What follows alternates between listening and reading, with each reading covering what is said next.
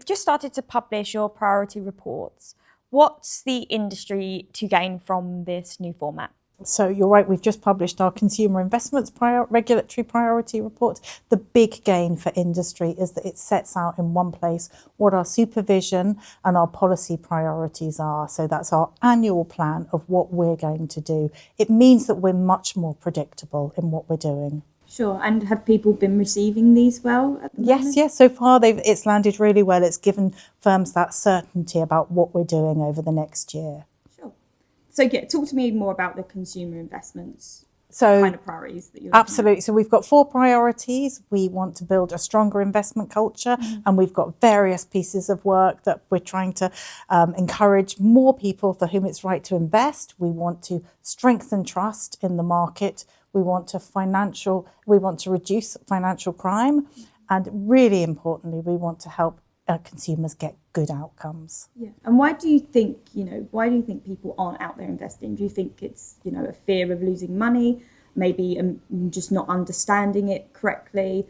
And do you think that with, the FCA coming out and saying, this is what we're trying to do, it might encourage more people to actually kind of stray into that world a bit more? I think those are all really good reasons, but we know that very few people can access financial advice. Only 8 to 9% of the population get financial advice. We know that they're looking online and going to other sources. So I think it's really what we're trying to do is enable more support and more help to different cohorts of consumers for exactly the reasons that you outlined. Yes. And do you think that, with targeted support, simplified advice and all of these coming together, do you think that is going to help consumers? Absolutely. So what we've got and what we will have when we publish our simplified advice proposals tomorrow is we will be setting out a full continuum of support. So targeted support, simplifying our advice rules, and then full advice. And absolutely a place for all 3. And that means consumers have a really strong choice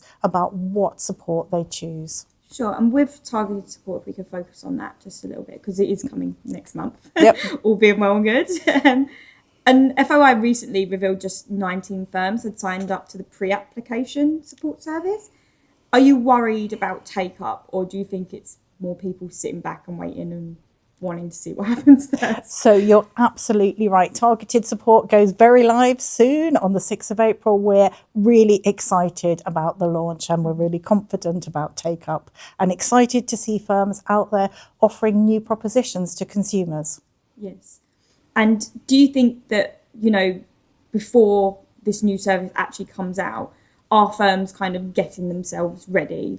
Have you heard things about, investment firms, for example? Are they kind of getting themselves ready for absolutely it? So yes, we've heard that they're getting ready, but we're also working with firms through our pre-application support service, and not just the firms getting themselves ready, we've got ourselves ready as well. Sure. And will the FCA be kind of coming out and, because it's hard for people, they don't really know that advice actually exists, your average kind of Joe on the street.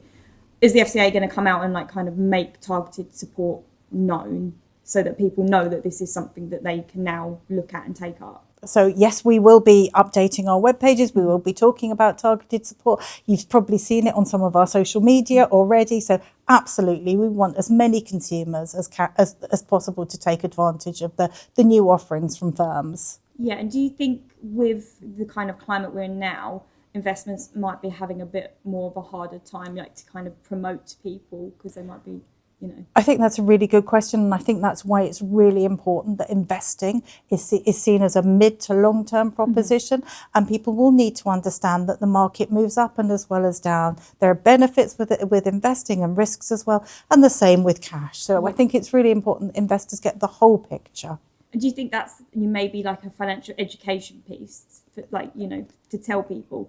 You might see your investments drop, while all this conflict's going on. But actually, in the long term, you just have to kind of ride the wave, as it were. Absolutely. Financial education is incredibly important. And when we ran our policy sprint on targeted support, we found that the consumers who received those targeted support communications increased their knowledge because they got increased awareness of investing, and firms were putting content in there that was really helpful to them. So absolutely, yes, financial education is really important. And kind of sticking on the education pathway, we obviously then have education coming from so many different places nowadays that we do have the rise of the finfluencers. Are they a worry, you know, that they might be spreading misinformation, or is it more about, you know, maybe getting the right influencers out there to speak to people? So, absolute brilliant question. So we've done two things. So where we see harm, where we see bad actors, where we see influencers who are giving advice that's not good advice, then we will take action. And you'll have seen that we've done that fairly recently.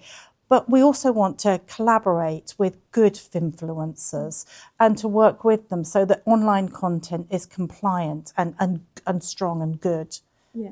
And I mean, you know, these notoriously kind of work on the TikTok. I mean, I've seen FCA on TikTok. Yes. You're out there now. We are out there. Is it kind of, you know, making your presence known on these platforms that influencers are, and, you know, having these little warning signs being like, you know, this is an advice, go speak to an advisor? It's about us making our presence known, but in our regulatory priorities report, we've also said to firms it would be fantastic if firms could use their influence on social media and meet consumers where they go to look for information and advice. And being there will help crowd out the scammers. Yes, because I think that we have a younger generation now who are interested in investing, but I hear a lot of S&P 100s and cryptocurrencies, and, you know, because this is what they've seen from TikTok and online. Is it, you know, do you think it's now important that we do have an online presence because this is where the younger investors are going to be heading? Absolutely. In our priorities report, we highlighted that we really wanted to see firms meeting consumers, meeting that younger audience where they were looking for help and advice, whether that's TikTok or other social media platforms. And what can we expect from the FCA for, you know, the rest of the year in this kind of space? You know, is there more priority reports? You know, will these be updated? No, this is annual. It's an annual report. So we've published, and there won't be another one for a year.